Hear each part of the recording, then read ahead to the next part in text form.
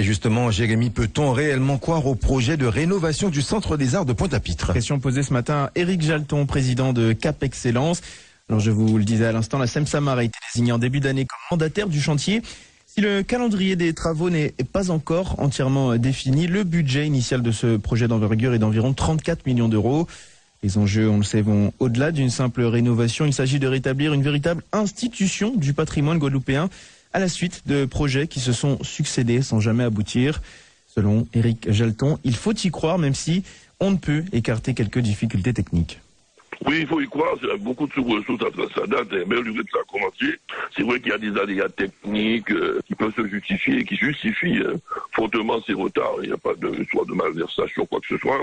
Ce sont des retards techniques, la capacité des entreprises choisies de faire le job, la découverte de difficultés techniques, notamment au niveau du soutènement, etc., qui font qu'il y a du retard. Donc il y a plusieurs reprises de changement de maître d'œuvre de cette opération. Aujourd'hui, nous avançons, nous prévoyons des travaux qui devraient commencer sous peu pour créer la diffusion d'abord, 1200 places dans une salle de spectacle avec les locaux annexes.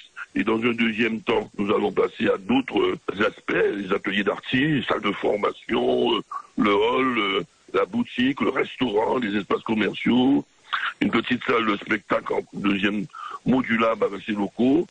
Éric Jalton qui était l'invité de Parlons Vrai ce matin avec Laura Latchan.